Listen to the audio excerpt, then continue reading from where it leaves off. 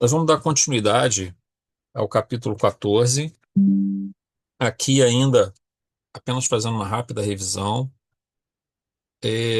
o doutor Ximenes está comentando, vai comentar, né, os casos do paciente, o caso do paciente Arcanjo, que é um indivíduo que afetado pela esquizofrenia, né, naquele sanatório espírita.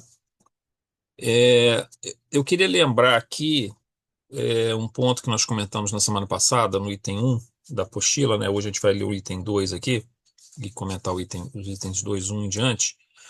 É, Nós comentamos sobre a questão das etapas ou fases em que uma loucura espiritual chega até o ponto da obsessão, quando o encarnado já se encontra o espírito. Assim, nós temos dois tipos de loucura ou de desequilíbrio psíquico muito forte.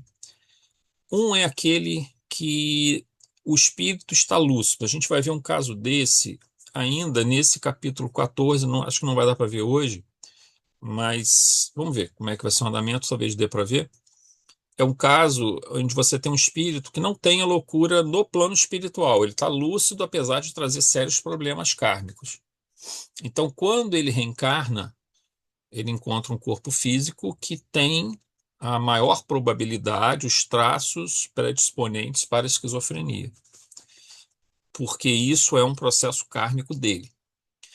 A segunda situação, que é a que nós estamos estudando agora, é aquele que o espírito já está desequilibrado no plano espiritual.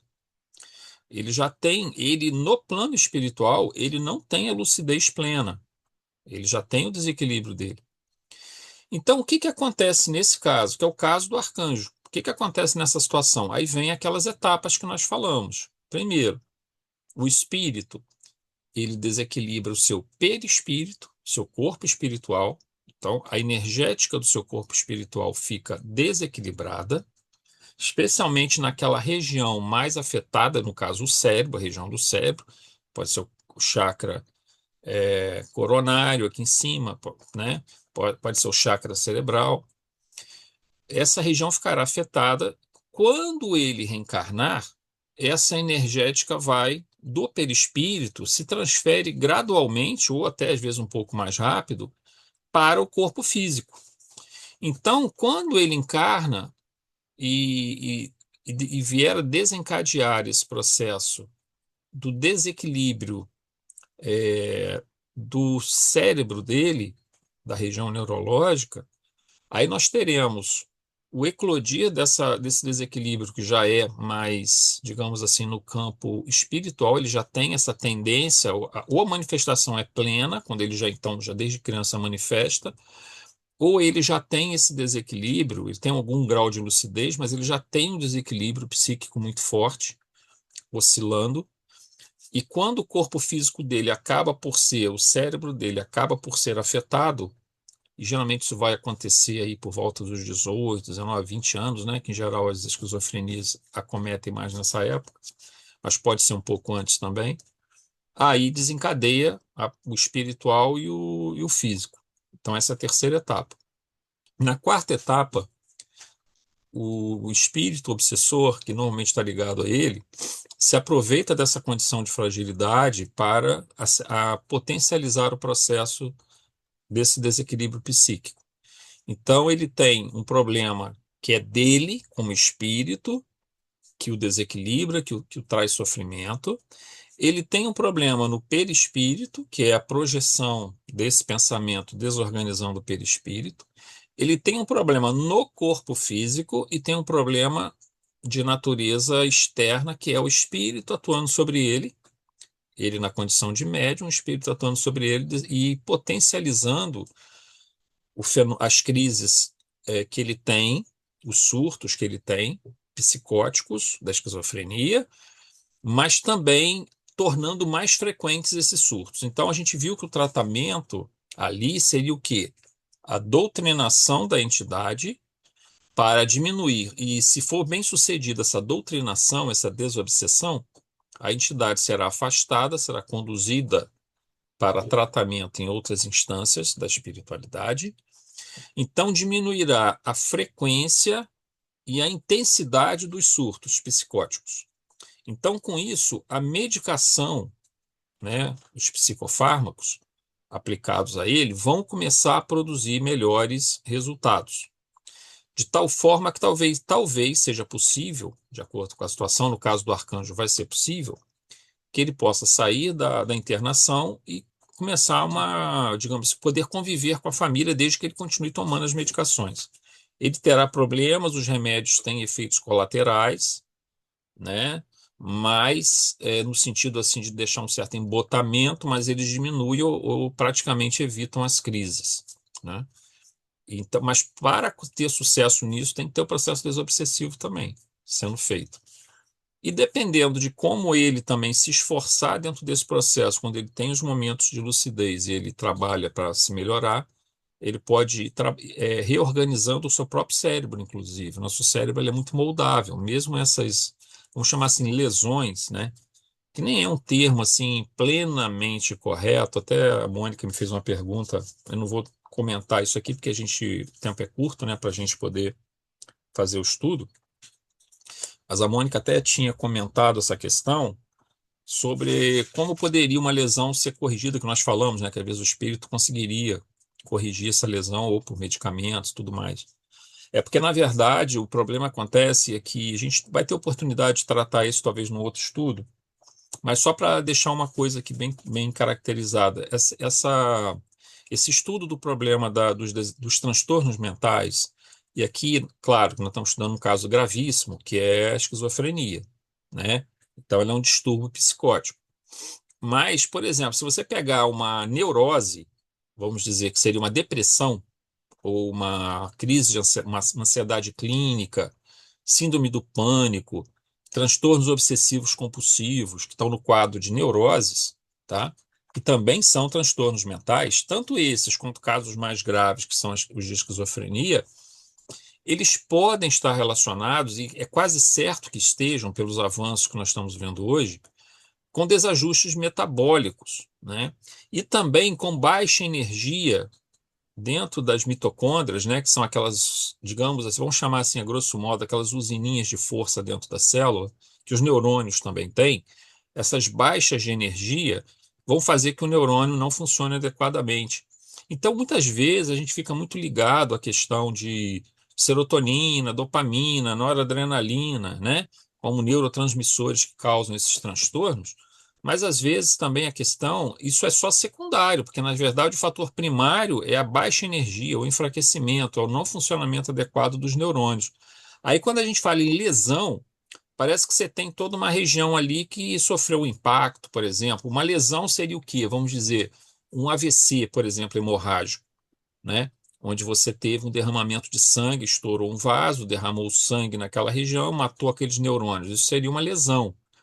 Mas muitas vezes o que você tem é o mau funcionamento de uma certa quantidade de neurônios de uma região por baixos níveis de energia. Se você consegue começar a reequilibrar isso, e aí existem vários fatores que podem concorrer para isso, você pode então começar uma recuperação gradual desse processo, né? Mas vejam que isso só é possível se você tira os casos as situações mais graves, porque ele é multifatorial, né? Então, por exemplo, você tem o fator espiritual de um obsessor. Se você não retira esse obsessor, fica muito difícil, porque se o indivíduo precisar se alimentar melhor, se ele precisar dormir melhor, se ele precisar fazer exercício, são todas as coisas que vão ajudar na parte metabólica. Ele não vai conseguir fazer isso, né? Chance zero. Então é preciso trabalhar sobre várias abordagens, tá? Bom, Pois é, oi, Valerinha, só pode falar. a esquizofrenia ela se apresenta de acordo com cada pessoa, né? Cada pessoa ela apresenta São vários tipos. situações. A esquizofrenia ela pode apresentar um fator autodestrutivo, mas assim moralmente. Isso aí seria mais uma característica de uma obsessão? A esquizofrenia por si só normalmente não é autodestrutiva. Não, né? Normalmente. Não é uma característica dela, né? A Não. característica da esquizofrenia são aqueles três pontos que nós colocamos, né? é o embotamento emocional. Então, ele fica desorganizado a parte emocional dele.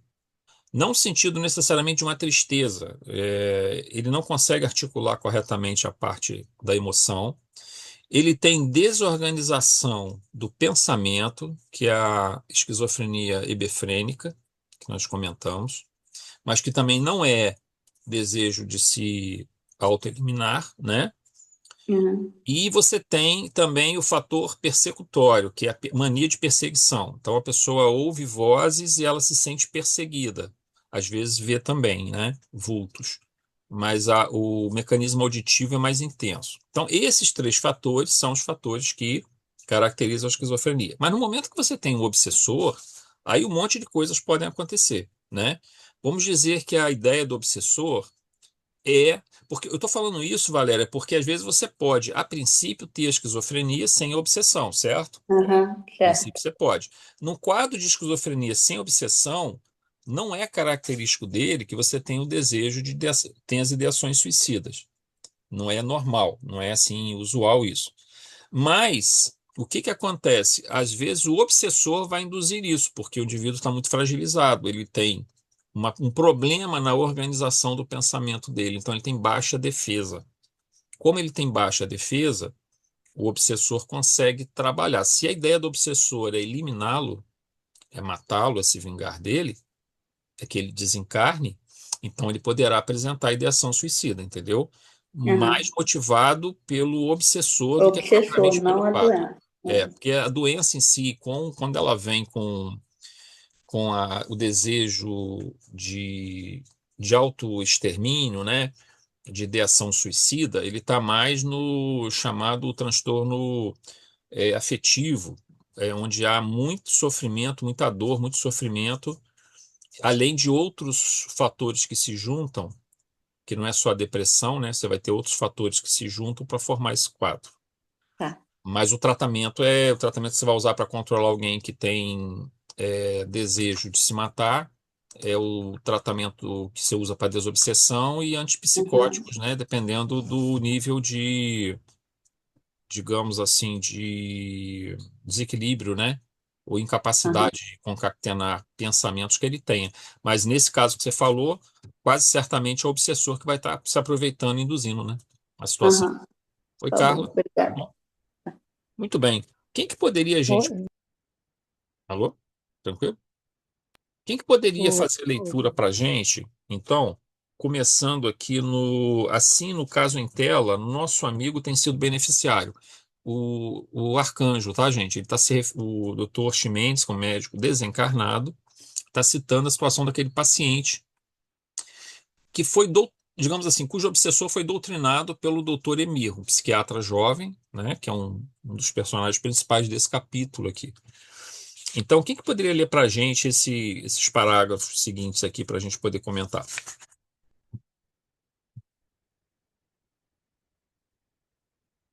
Eu leio. Você lê, Valerinho? Vamos lá, então. Assim, no caso em tela, nosso amigo tem sido beneficiário de muito socorro, em razão do investimento de entidades nobres que por ele zelam e contribuem em seu favor, não impedindo, porém, que ressasse os gravames sérios que se permitiu. Diariamente, acompanhamos pessoas que possuem tudo para fazer o bem, para o correto procedimento, para uma vida equilibrada, que se deixam desviar do rumo feliz pelas atrações do mal em sintonia com seu psiquismo. Consciente dos perigos e ingratos a Deus, pelas concessões que desfrutam, permite-se abandonar os bons propósitos, as realizações enobrecedoras a que se vinculavam, optando pelo desdobrar das paixões, traindo, malsinando, ferindo com astúcia o seu próximo, os afetos que lhe entregaram o coração e a vida. É natural que receba liberdade condicional na afecção ou no transtorno de que se tornem portadores, mas sob vigilância a fim de utilizarem a parcial lucidez para agir com dignidade e equilíbrio, acumulando méritos para total libertação. Um hospital de qualquer especialidade é laboratório de recuperações sob a direção da divindade, para que ele recambia os destroçados por si mesmo, a fim de serem remendados. O psiquiátrico, porém, é também um grande presídio com melhores recursos de renovação do que o cárcere convencional. Todos quantos nele se hospedam, temporário ou permanentemente, além de se encontrarem em reconstrução, expungem os fluidos deletérios do mal que se permitiram por longo período.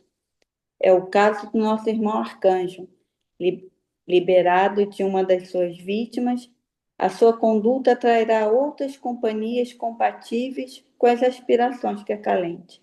A medicação auxiliá-lo-á no quimismo cerebral, trabalhando possibilidades de equilíbrio e de discernimento, mas ele terá que recompor-se interiormente e recuperar-se. Ante o silêncio natural que me parecesse oportuno, voltei à carga. O adversário não prometeu abandoná-lo, mas comprometeu-se em pensar na orientação que lhe foi dada. Isso significa desistência? Não necessariamente, mas uma forma de anuência ao propósito de fraternidade e compaixão. Sempre se deve ter em mente, durante os processos de atendimento de desencarnados, conforme ocorre nas respeitáveis entidades espíritas dedicadas à desobsessão, que a terapia essencial deverá ser proporcionada ao hoje obsessor e não somente direcionada em favor da liberdade do obsidiado. Do ponto de vista moral, o maior sofredor é o desencarnado que prossegue em angústia, desespero e ódio em relação àquele que o defraudou. Porque visível, o encarnado hoje na condição de vítima inspira compaixão e parece merecer euforia. É compreensível, mas não é justo. O enfermo, o portador de maior gravidade, é o outro, sua vítima, que desde o momento que foi infelicitado, sofre até este momento, experienciando tormentos inimagináveis. A aflição que impõe ao seu antigo algoz não representa uma expressiva percentagem do que o combure interiormente.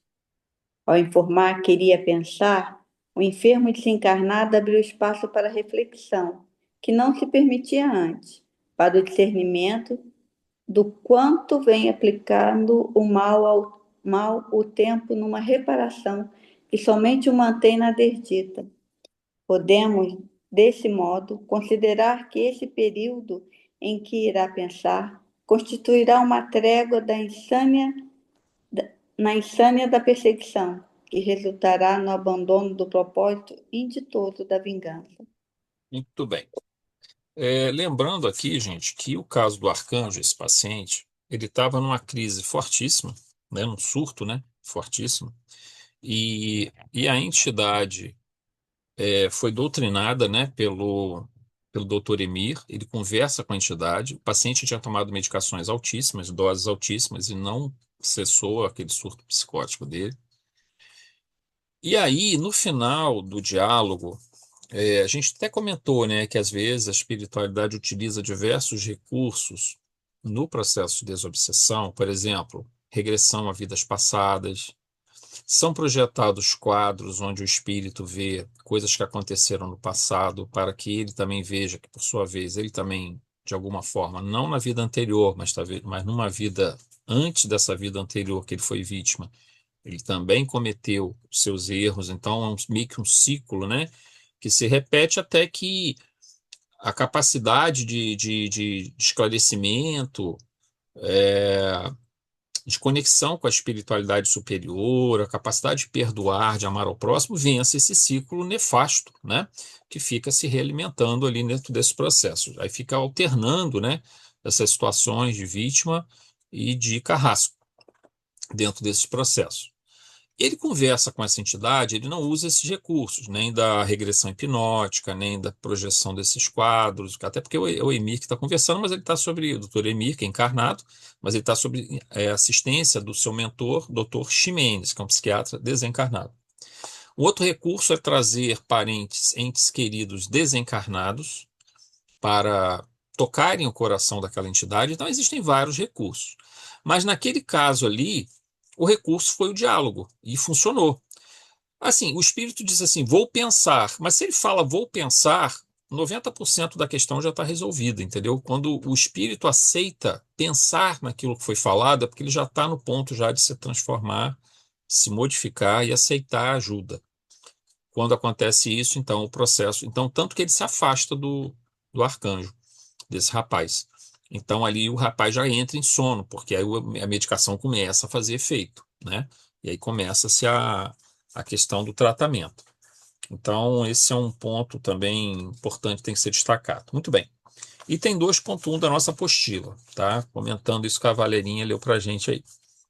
Continuando os esclarecimentos sobre o caso de Arcanjo, Dr. Ximene explica que espíritos nobres acompanham o caso e intercedem por ele. Mas isso não significa que a terapêutica prescinda do sofrimento para que o processo de reajuste seja efetuado da forma mais assertiva. Lembremos que o sofrimento aqui nada tem a ver com punição, castigo ou coisa que o valha. Sofrimento é tão somente um mecanismo pelo qual se pode produzir modificações importantes na psique, permitindo que o espírito se alige, né, se desfaça daqueles antigos equívocos e ilusões. Então vejam, o arcanjo ele é objeto de cuidados não só dos espíritos que se encontram ali trabalhando na região astral daquele sanatório espírita, daquele hospital psiquiátrico espírita. Ele tem espíritos de condição mais elevada que se preocupam com ele também, por alguma razão, do passado, por intercessões que foram feitas por ele. Mas essas entidades, apesar de pedirem essa atenção especial a ele e de dirigirem cuidados especiais a ele, não podem simplesmente tirar ele de um sofrimento que ele ainda necessita para quebrar aquele círculo vicioso de pensamentos ruins que ele ainda traz. Quando você tem essa loucura, nós estávamos comentando logo no início, vamos chamar assim, essa loucura espiritual que ela pode ser plena, ela pode ser mediana, você pode ter idas e vindas dentro desse processo, né? Você fica alternando, o espírito fica alternando estados de lucidez com estados de não lucidez. Então, quando ele encarna, o que que acontece? Como ele pega um cérebro funcional, absolutamente funcional, esse cérebro ajuda a manter um certo nível de equilíbrio dessas flutuações do psiquismo do espírito, que está ora lúcido, isso quando o espírito tem um transtorno mental, tá? Nessa situação. Vamos dizer que o espírito não está totalmente enlouquecido, ele fica alternando estados de lucidez com estados de psicose. Quando isso acontece, o cérebro é capaz de impor algum nível de reestruturação durante algum tempo, porque espírito, quando ligado ao corpo físico, ele influencia o corpo físico, influencia o cérebro, mas ele também é influenciado pelo corpo físico via pelo espírito. Então, o cérebro consegue manter uma estrutura razoável desse psiquismo, desse espírito que traz já o transtorno mental. Só que, com o passar do tempo, ele vai desarranjando pela sua energética desequilibrada, ele vai desarranjando esse cérebro e aí o processo vai acabar eclodindo mais à frente dentro desse quadro que é na região do cérebro e na psique, na região do espírito. Bom, então esse é um ponto chave. Quando o espírito está nesse quadro, houve alguma razão para que eles desarranjasse a estrutura do seu pensamento. A gente falou aqui que, por exemplo, na esquizofrenia hebefrênica, o pensamento está desorganizado. Mas o que levou o espírito a desorganizar o seu pensamento? O que leva um espírito a desorganizar o seu pensamento? Vejam, vamos fazer uma analogia assim, meio grotesca aqui, meio tosca, que não é assim a mais adequada, mas vamos tentar fazer uma certa analogia. Imagina que você pega um carro e digamos que esse carro, vamos dizer que esse carro fosse a sua psique, e você está dirigindo esse carro, você está tentando dirigir a sua psique, vontade, cognição, emoção e memória. E você começa a jogar esse carro em cima de buracos, você passa por estrada esburacada, você corre com ele, aí você não troca o óleo do carro, você não balanceia os pneus dele, você não faz alinhamento dos pneus, eles vão se desgastando de um lado, desgastando do outro. Você quebra a suspensão do carro, não arruma. Esse óleo passa da validade da época que tinha que ser trocada, pode bater o motor. Ou seja, imagina que na vida nós somos como fôssemos um carro que estamos enfrentando situações em que nós temos que parar e fazer ajustes. A gente tem que arrumar a suspensão, a gente tem que encher o pneu, a gente tem que arrumar o motor, trocar o óleo desse motor, temos que ver a parte elétrica, está dando barulho, está dando alguns descontroles ali no painel, você tem que arrumar. Isso acontece com a gente o tempo todo na nossa vida, a gente não percebe, mas o nosso psiquismo ele pede toda hora que a gente pare, respire e arrume. A gente pode fazer isso através reorganizando a nossa vida familiar, reorganizando a nossa vida religiosa, reorganizando o nosso pensamento, nos alimentando melhor, dormindo melhor, fazendo exercícios, fazendo leituras edificantes, criando melhores ambientes, convivendo com pessoas que nos joguem para cima. Isso é o conserto do carro. Isso são os ajustes que são feitos durante essa longa viagem que nós realizamos. Mas quando nós começamos a fazer esse processo de uma maneira sem que nós venhamos a parar e observar e corrigir rumos, procurar melhores estradas para que esse carro ande, a gente começa a fazer com que ele não vou dizer que vai desmanchar, mas ele vai chegar uma hora que ele vai parar, né? Esse carro não vai ter jeito, uma hora ele vai parar. Ou o motor vai bater, ou então a roda vai soltar, a suspensão vai quebrar totalmente, você não vai conseguir mais andar direito com ele. Isso é o que acontece no psiquismo, que insiste numa corrida maluca que ele faz sem fazer as correções e sem buscar estradas melhores para serem seguidas. Ele insiste naquela estrada que impõe muitas, digamos assim, consequências para o carro. Então, imagina que nós somos um psiquismo que estamos fazendo escolhas na nossa vida e seguindo rumos e seguindo caminhos que nos causam sofrimentos e continuamos insistindo fazendo isso. E não corrigimos esse rumo e não buscamos coisas que reforcem, que corrijam os nossos equívocos ou então fortaleçam esses pontos fracos. Quando nós não fazemos isso, nós vamos desgastando, até que nós desequilibramos esse psiquismo, inclusive pelo conflito que estabelecemos com a lei de Deus. Um conflito constante, sabendo nós que essa lei de Deus se encontra dentro de nós, né? Conforme a questão 621 do Livro dos Espíritos. Então, assim, essa analogia do carro, apesar de meio tosca, ela nos ajuda a compreender que a gente tem que cuidar, da mesma forma que a gente cuida do nosso corpo. Se a gente estiver doente, a gente vai procurar um médico, né? Se a gente tiver, sei lá, com muitas dores, a gente vai no hospital. O nosso psiquismo, às vezes, está cheio de dores, a gente não busca uma ajuda, não busca tratá-lo, ou não busca compreender o que está errado, o que nós estamos fazendo que está gerando essa dor, esse sofrimento. Então, quando você vai observar isso mais à frente, esse psiquismo se desajustou. Então, ele tem que agora ser reorganizado. E essa reorganização não é de uma hora para outra, ela leva tempo, foi muita coisa que você foi mexendo ali dentro. Tem que agora tirar esse motor, refazer a máquina, ou seja, é o psiquismo nos diferentes níveis de desequilíbrio, desde uma ansiedade forte, que já é por si só ruim, até uma psicose como a esquizofrenia, como a dissociação, né? Então, de alguma maneira, o sofrimento faz parte do processo de reajuste, não tem jeito. Ele ajuda o espírito a pisar no freio, parar e recomeçar esse processo, reorganizar aquilo que está errado, tratar o obsessor. O próprio espírito agora vai repensar muitas coisas, refazer as relações familiares, refazer essas formas como se relaciona com a família. Faz parte de todo um processo mais abrangente para que o psiquismo encontre, então, a sua reconfiguração correta. E o sofrimento faz parte disso, não tem como fugir desse processo. Bom, continuando aqui. O sofrimento, como terapêutica, pode quebrar os ciclos de monoideísmo e autoalimentação, feedback negativo. Como a gente falou, esse monoideísmo é aquela ideia fixa. Você fixa uma ideia e não consegue pensar em outra coisa. Você não tira aquela ideia da sua cabeça. e fica insistindo, e fica insistindo, e fica insistindo com aquilo. Então, o sofrimento muitas das vezes vem para quebrar esse processo. Também há os ciclos de feedback negativo, né? Você tem vários fatores que vão potencializando outros fatores. A gente falou da depressão, por exemplo. Vou falar rapidinho de novo, então, aqui. Depressão, a gente tem ela é multifatorial, né? Então, ela tem quatro fatores importantes desencadeadores de depressão: o fator biológico, o fator social, socioeconômico, o fator psíquico e o fator espiritual.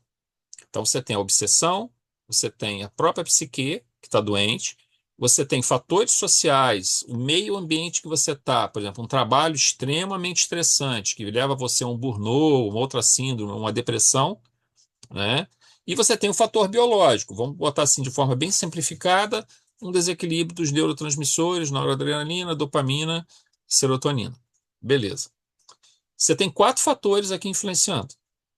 O que que acontece? Se você, digamos assim, não trata a parte da psique, que ela pode ser tratada como? Com a psicoterapia, ela pode ser tratada com uma parte religiosa, abrangendo a parte religiosa, que nós, como espíritas, propomos essa parte também, sem negar qualquer tratamento psicoterápico e, eventualmente, com psiquiatra por conta de medicação. Se essa depressão for muito profunda, tem que ter medicação. Então, assim, o tratamento espírita, ele pressupõe também uma psicoterapia espiritual. Se você faz essa psicoterapia espiritual, você diminui a influência do obsessor. Se você diminui a influência do obsessor, agora eu diminuo o problema na ordem biológica também. Então eu começo a ter agora o quê? Um feedback positivo. Eu começo a mexer com várias coisas que vão produzindo uma melhora nelas. Mas se eu não faço nada, ou até pioro isso, por exemplo, uma piora do quadro social, digamos assim. Quando eu falo social, estou falando do ambiente que a gente está inserido. Digamos que eu estou deprimido e vou para uma área do meu setor de trabalho que é mais estressante ainda. Por alguma razão, eu fui levar, ou eu escolhi porque o salário era maior, ou porque eu tive mesmo que ser mandado para lá, ou então para ir para lá eu tenho que fazer deslocamentos muito longos, eu fico pouco tempo com a minha família, isso piora a minha condição psíquica. Quando eu faço isso, eu crio um feedback de alimentação negativa. Por quê? Porque agora esse fator piora os outros fatores. Então, o problema da doença, quando ela é multifatorial, é esse. É que você mexe numa coisa, se você mexer numa coisa positivamente, mas mexer na outra negativamente, você continua desequilibrando o processo. E se você mexe negativamente numa coisa e nada positivamente, em nada, ela vai desequilibrar outras, e esse ciclo fica se realimentando, né? Então, por isso que a gente fala aqui em feedback negativo, tá? Autoalimentação, monoideísmo, etc. Aí colocamos aqui em que a mente se envereda. Continuando o 4.1, terminando aqui o 4.1.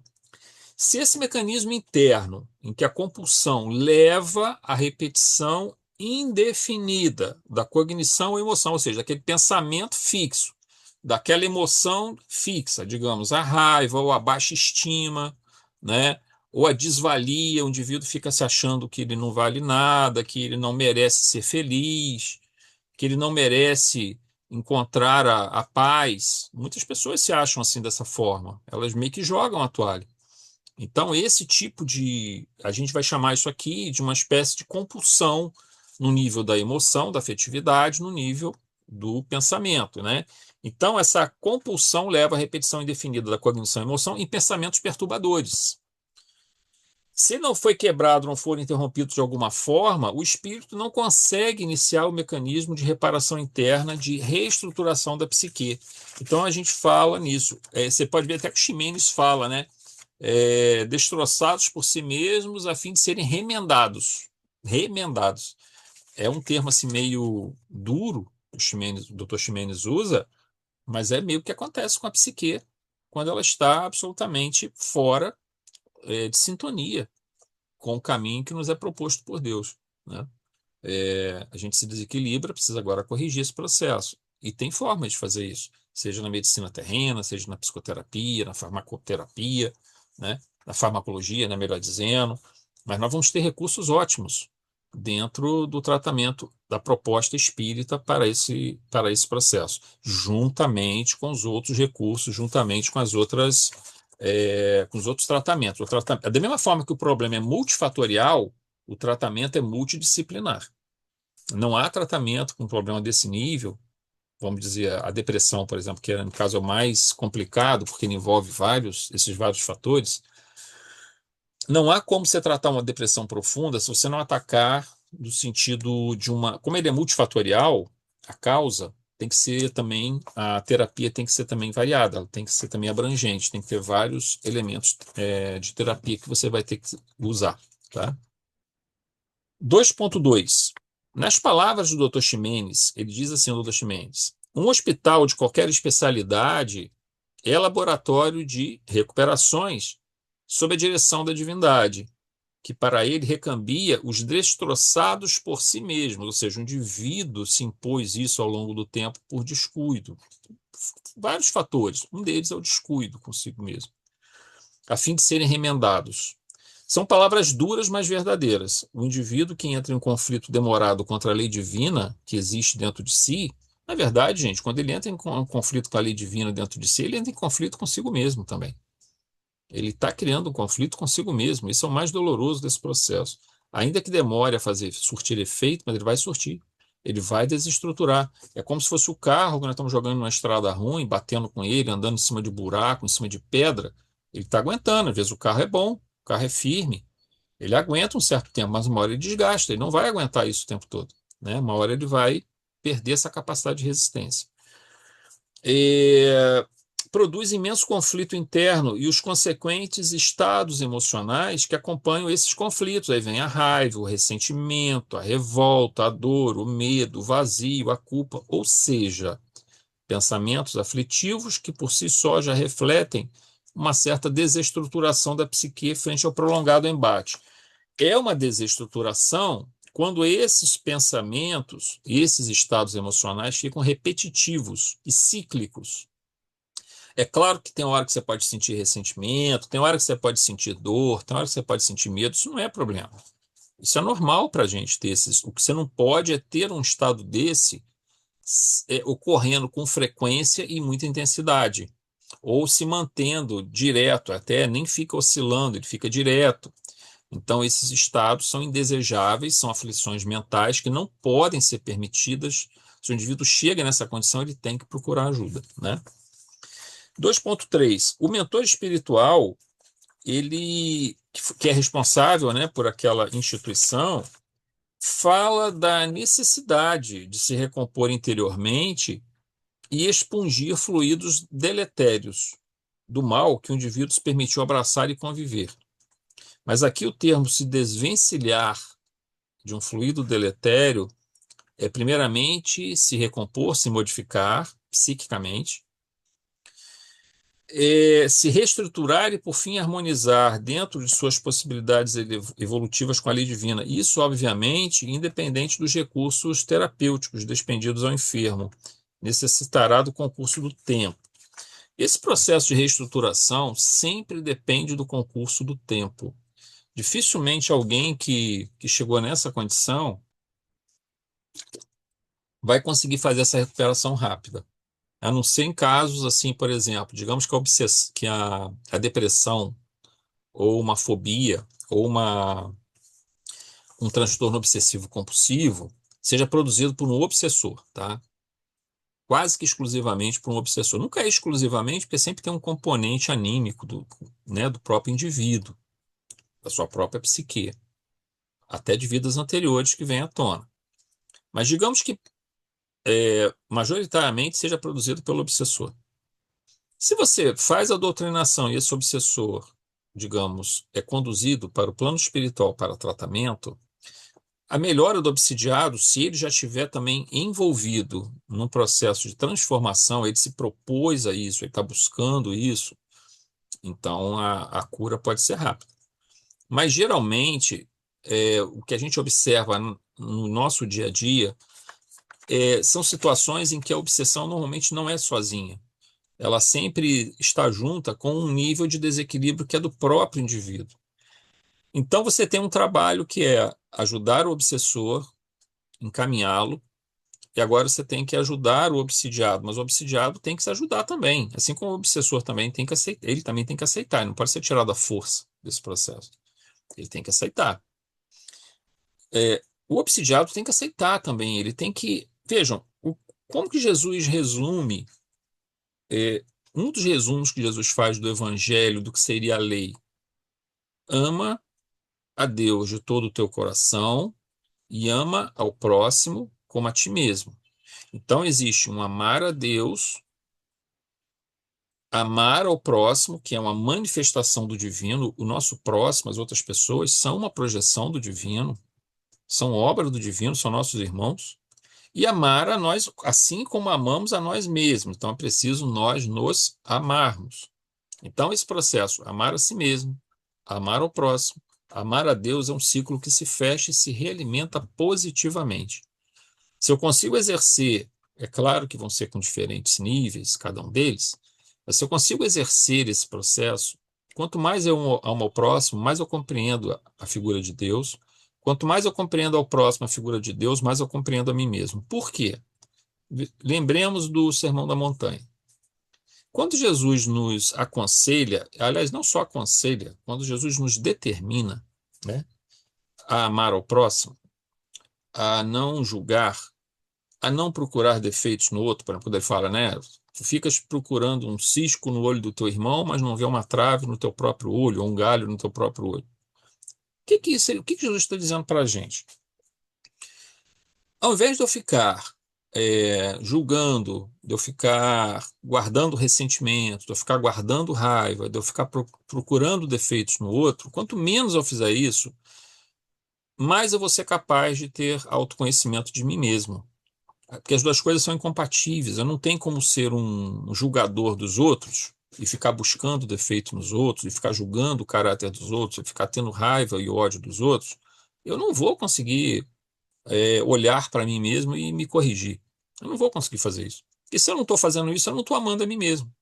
Porque eu não estou cuidando do meu espírito, que é, em essência, aquilo que essa fagulha, essa centelha divina que deve caminhar em direção ao Pai, né? Então, o amar a si mesmo, ele está intrinsecamente relacionado ao amar ao próximo. As duas coisas estão juntas, não tem como separar isso. E dessa união surge também essa compreensão do amor ao divino. Quanto mais eu amo o divino, eu amo a Deus através da sua obra, né?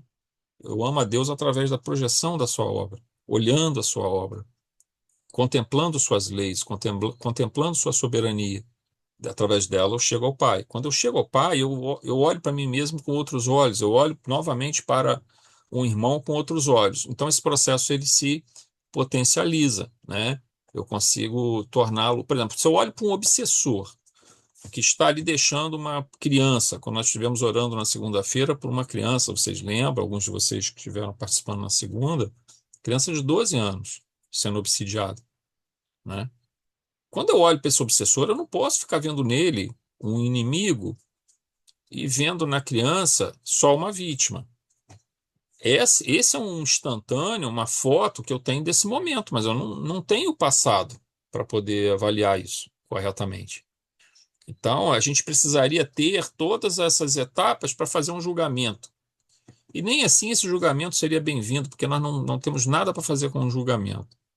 O que nós fazemos é analisar uma situação e tentar estabelecer algum juízo de valor apenas com finalidade, vamos dizer assim, de aprendizado. O que que se deve, o que não se deve fazer, se foi feito isso, o que que eu posso fazer para melhorar essa questão, de que forma nós podemos ajudar. Então, nesse sentido, o julgamento, a análise, o julgamento comportamental pode ser feito. Se você está tentando tirar um aprendizado até em benefício daquele próprio indivíduo. Mas julgar por julgar, isso não tem valor algum, pelo contrário, nos afasta da verdade, nos afasta do caminho, né? Então, por isso que a gente sempre realça esse aspecto. O Evangelho, Sermão da Montanha, é psicoterapia pura, psicoterapia da alma, tá? Mais do que... O Espiritismo traz, obviamente, um leque enorme de conhecimentos nessa área, mas ele está resgatando o Evangelho e utilizando o Evangelho como uma base para essa, obviamente ampliando, né, todo o escopo desse trabalho, mas a base é o Evangelho, a base, a parte moral toda é o Evangelho. E por fim, aqui no 2.4, a gente vai terminar no 2.4, tá, gente? Porque não vai dar para avançar mais. Por fim, o autor espiritual pergunta sobre a situação do obsessor, se ele desistiu da vingança. Conforme sabemos, a vítima de hoje, o encarnado que nos procura, frequentemente foi o verdugo de ontem, e o espírito que o obsidia, sua vítima do passado. Logo, o cuidado a ser dispensado ao obsessor é extremamente importante, pois aqui não se trata apenas de afastar um perseguidor, mas de ajudar a ambos, obsidiado e obsessor. Muitas vezes, nas reuniões de desobsessão, teremos o afastamento do processo obsessivo, na condição de uma interrupção, às vezes temporária, mas não do obsessor que continua a ser tratado, mas não do obsessor que continua sendo tratado do plano espiritual. Às vezes você tem um afastamento ali, mas o obsessor vai continuar o tratamento dele lá em cima. Ele aceitou essa moratória, vamos dizer assim, essa interrupção temporária desse processo, o que dá tempo dele ser tratado e dá tempo do obsidiado ser tratado. Facilita muito o processo quando isso acontece. E às vezes, durante algum tempo, com visitas à própria casa espírita, o obsessor continua sendo trazido à casa espírita para que haja mais reuniões de auxílio a ele. Caso ocorra a mudança no obsidiado, quando ele opta por seguir o caminho proposto no tratamento, então ele encontrará paz. Supondo que o espírito mude de ideia e resolva retomar a vingança, possivelmente essa conexão psíquica estará enfraquecida. E se o encarnado permanecer firme no seu processo de transformação moral e prática do bem, esses elos do passado irão, em dado momento, se romper por definitivo.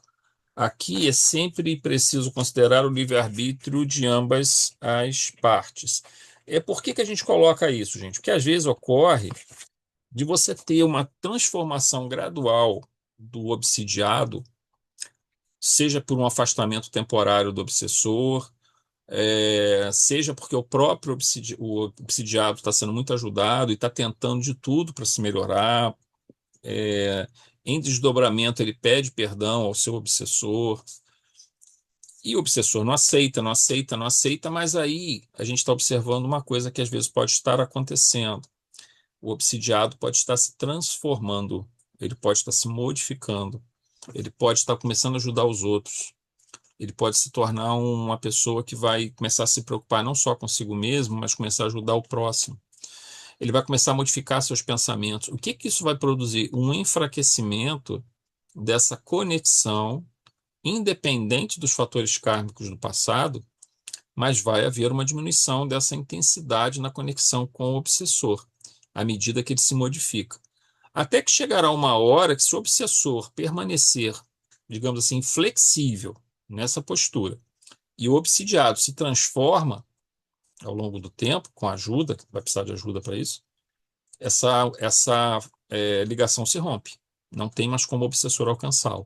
Só o alcança enquanto houver ainda resquícios do passado presentes no obsidiado, no sentido de um sentimento forte de culpa, um sentimento de reparação. Mas, assim, no momento em que ele vai se modificando, se transformando, ele vai se cercando de bons espíritos, porque ele agora passou a ter essa visão de que existem pessoas também sofrendo mais até do que ele e que precisam ser ajudadas. Isso produz uma transformação profunda dentro da criatura. Nós falamos que a dor é um elemento que produz transformações, mas o amor também produz profundas transformações. Então a gente às vezes escolhe que essa transformação seja feita pela dor, transformação psíquica, né? A reorganização. Mas essa reorganização psíquica ela pode ser feita pelo amor também. Então, o amor, aliás, é muito mais poderoso para fazer isso. O problema é o indivíduo conseguir fazer isso quando ele está muito desestruturado, quando ele não consegue nem pensar, né? A desorganização é muito grande do pensamento dele.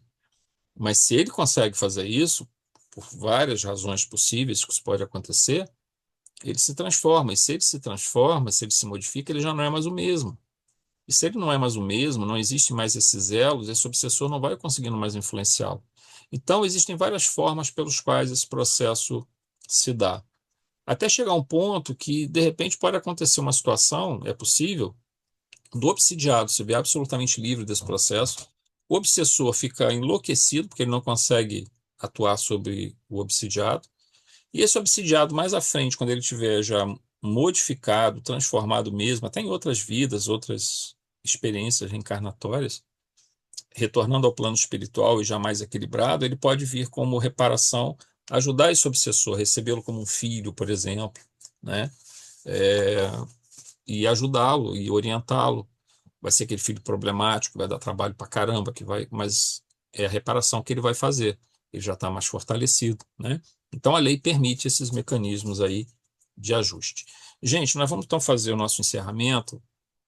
Já passou um pouquinho da hora. Alguém gostaria de comentar alguma coisa antes da gente fazer a finalização? Tudo tranquilo? Eu vou pausar aqui então.